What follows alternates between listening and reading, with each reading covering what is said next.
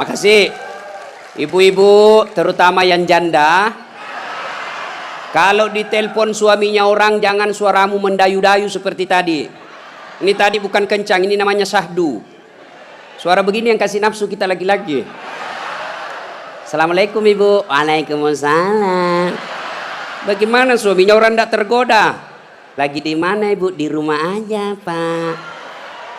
Coba dong yang keras. Assalamualaikum. Waalaikumsalam. Lagi di mana ibu? Di rumah.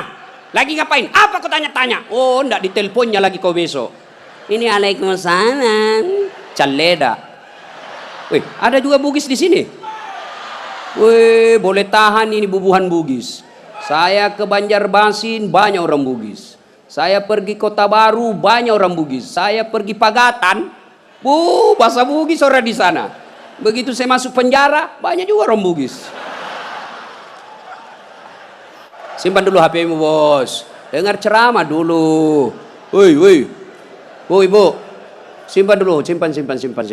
Ibu yang pegang HP selama saya ceramah, saya doakan suaminya kawin lagi. Saya di Makassar bu, ada ibu-ibu, saya lagi ceramah, dia membelakang. Dalam hati saya, barusannya ada orang saya ceramah, dia belakangi saya. Ternyata dia ambil HP-nya, selfie. Dia belakangi, baru dia tulis di WhatsApp-nya, latar belakang das atlatif. Woi, saya dijadikan background. Selesai ceramah dia kejar lagi saya. Ini yang kasih repot kita Bib sekarang. Kejar, Ustaz, boleh selfie. Terpasalah dilayani. Kalau enggak dia bilang kita sombong sampai mati. Sudah selfie dia bilang ulang Ustaz, kabur. Ulang lagi Ustaz, kabur Ustaz. Bukan HP kabur, mukamu yang kabur. Jadi bapak-bapak nanti kalau minta maaf sama istri, itu syaratnya. Jabat tangan, senyum, pandang matanya, sebut dosa. Jadi kalau suami minta maaf ibu, suruh sebut judulnya. Apa judulnya pak? Tiba-tiba minta maaf. Enggak enak, nanti kau ngamuk lagi. Bilang apa? Ustadz Dasat bilang harus sebut. Apa? Mohon maaf ibu. Dulu waktu saya tugas di Banjarmasin, saya hilaf. Ada perempuan mirip betul sama Pian. Maafkan saya selingkuh ibu. Dia bilang istrinya, enggak apa-apa pak, saya maafkan. Memang itulah manusia biasa, kadang-kala kita hilaf. Saya maafkan kau karena bulan lalu saya juga selingkuh.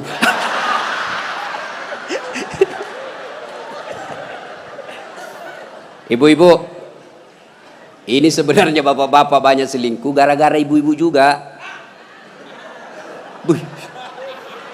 Bagaimana suamimu tidak selingkuh kalau kau marah-marah aja terus di rumah?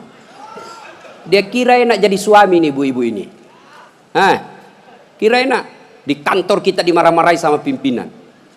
Di jalan macet, kadang-kala kehujanan. Ya, di warung kopi masuk WhatsApp tagihan. Sampai di rumah dimaki-maki lagi kita sama istri. Bagaimana kita tidak cepat sakaratil maut? Ini perempuan sekarang seperti cuaca. Susah ditebak perasaannya.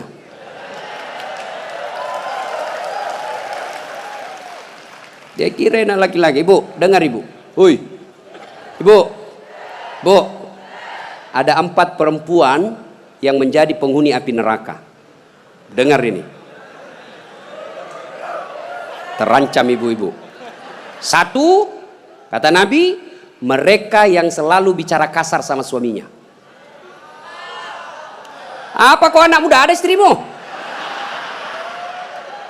Boleh marah sama suami bu, boleh marah manusiawi, tapi jangan memaki.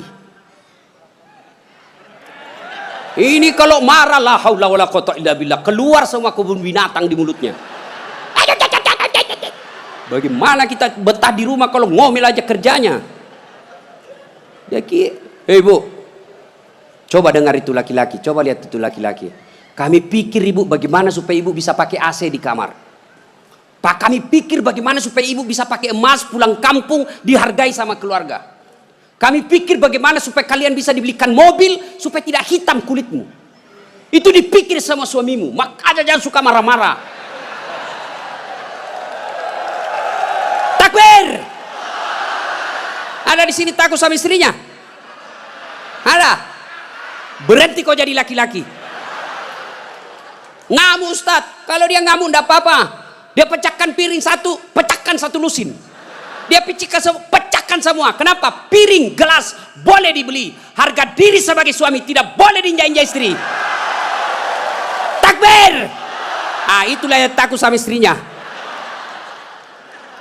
Oi bu, oi. Satu, perempuan yang menjadi penghuni api neraka yang suka bicara kasar. Boleh marah, tapi jangan memaki. Marah silahkan, manusiawi. Tapi jangan memaki-maki. Goblok memang kau jadi laki-laki. Sudah goblok, hitam, gendut. Wah, ini penghuni neraka ini. Enak juga kalau kita pulang kampung, pulang rumah, capek kita tadi jual ikan. Sampai di rumah disambut sama suami dengan senyuman. Bila kamu di sisiku, hati rasa syahdu. Tenang perasaan. Lah sudah bilang, bu kalau ada duit saya belikan kau emas. Masuk lagi kamar suami, berantakan kamarnya, marah-marah, peluk suami kita sambil menyanyi. Insaflah wahai manusia, bila dirimu bernoda. Itu kan lagu-lagu ibu-ibu dulu, lagu-lagu nasihat, iya toh?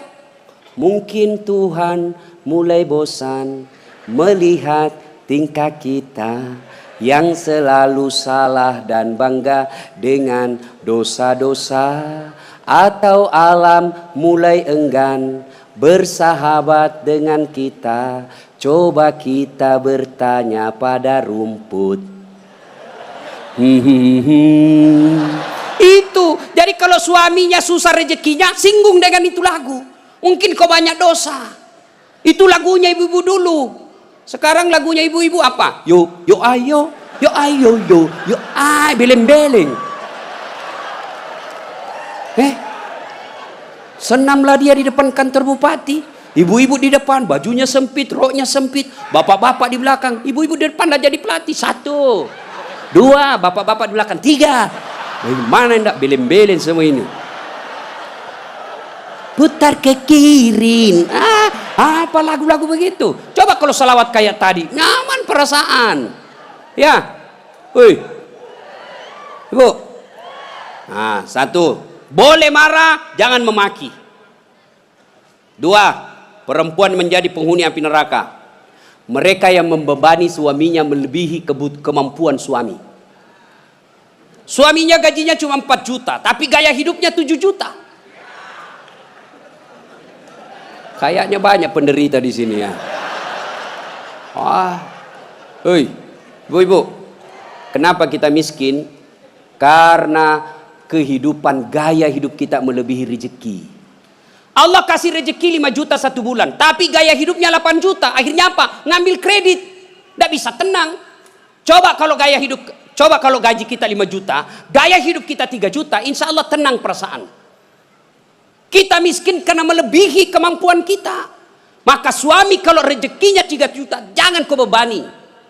Ini kan tidak dibebani suaminya. Datanglah itu tukang kredit mobil. Bu, kalau ada mobil bu, tenang ibu. Ibu sudah tidak kehujanan. Pulang kampung nanti, ibu enak lagi. Satu keluarga, nggak perlu lagi naik PT-PT. Enak kan? Ini namanya penjual mobil, semua enak dia cerita. Dia tidak cerita bagaimana kalau kempes banyak. Bagaimana kalau mogok mobilnya? Tidak ada cerita itu. Akhirnya apa?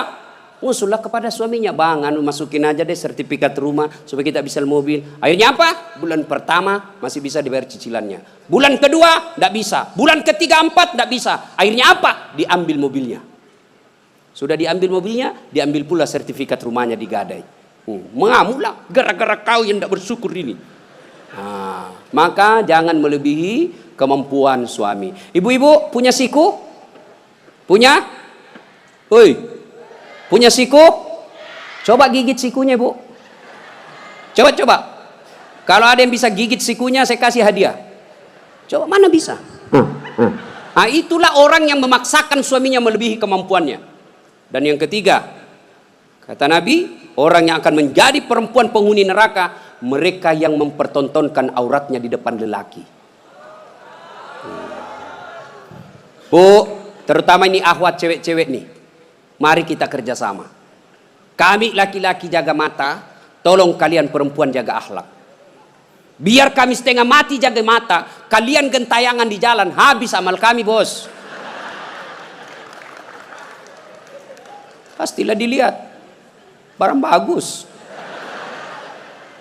Dia bilang, dilihat. Haram tidak dilihat. Barang bagus, maka solak-solak kok bos. Ya? Yang keempat, orang yang akan menjadi perempuan penghuni api neraka, mereka yang tidak mendirikan sholat. Inilah perempuan memang paling banyak tidak mendirikan sholat. Kapan? Selesai haid. Haid 5 hari tambah bonus 2. Dia bilang suaminya, kenapa belum sholat sayang? Biasanya cuma 5 hari. Orang belum bersih, masih ada sedikit-sedikit. Dia bilang suaminya, bohong. Apa bohong? Saya kasih lihat kau. Apa mau dikasih lihat? Ketawa baru kau yang begitu. Kapan lagi perempuan banyak tidak sholat? Kalau ada pengantin, mukanya dikira tembok, coklat, biru, krim, abu-abu, jilbabnya 3 lapis, kuning, coklat, jilbab sakaratil maut. Ibu bapak saudara-saudara sekalian ya. Jadi orang yang menyesal di akhirat kelak, mereka yang memutuskan persaudaraan. Maka sebentar ini kalau ada tetangga kita pernah kita sakiti, minta maaf lalu kembalikan barangnya orang. Pegawai-pegawai negeri yang pernah ngambil mesin komputer di kantor, kasih kembali bos. Ya. Dan itu kalau tidak dikembalikan, ketika kita di padang mahsyar, dipanggil kita satu-satu. Bayangkan, dari Adam sampai kiamat, kumpul berapa triliun manusia, dipanggillah kita satu-satu. Siapa dulu yang dipanggil? Nenek kita yang duluan mati? Tidak. Kakek kita yang duluan wafat? Tidak. Leluhur kita yang duluan wafat? Tidak. Lalu siapa dulu yang dipanggil? Nama-nama Islam dulu. Abdul Rahman, Abdul Jabbar, Siti Fatimah, Aisyah, Mutmainnah, Das'at Latif. Itu dulu dipanggil. Cuncung di belakang kok bos.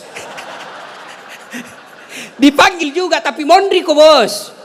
Maka jangan berkata apa arti sebuah nama. Nama itu penting. Begitu pentingnya sebuah nama sehingga Nabi jelaskan ada 3 kewajiban orang tua kepada anaknya. 1 diantaranya memberi nama yang baik. Kenapa? Karena di akhirat digunakan ini nama. Nama-nama Islam dulu. Tony, Joni, Rudy, Ningsi, Nining. Dipanggil juga tapi di belakang bos. Habib Syekh, di depan. Das'at Latif nomor 2. Bayangkan. Dipanggillah kita. Nah, orang bilang apa arti sebuah nama? Coba bayangkan kalau tidak ada semua nama di sini. Yang paling repot caleg. Pilih saya siapa? Anu siapa? Anu. Coba kalau ada, coba sebut nama. Orang sebut nama minimal 2 saya bisa tahu. 1 suku, 2 agamanya. Nama Margono. Biasanya Jawa. Gitu? Nama Ambok Dalle. Tidak mungkin Cina. Masa Ambok Dalle Cina? Pasti Bugis. Ya kan? Nah, nama. Yang kedua, nama adalah doa. Ketika nama anak kita Mutmainnah, orang yang memanggilnya, wahai Mutmainnah, wahai kau jiwa yang tenang, berarti orang mendoakannya. Dan di akhirat dipakai kelak. Ustadz, bagaimana saya Ustadz? Sudah terlanjur namaku Ronaldo. Karena bapakku pecinta bola. Bagaimana caranya Ustadz? Ya Islamkan. Bagaimana cara mengislamkannya? Tambah Muhammad di depannya. Muhammad Abdul Ronaldo. Nggak nyambung.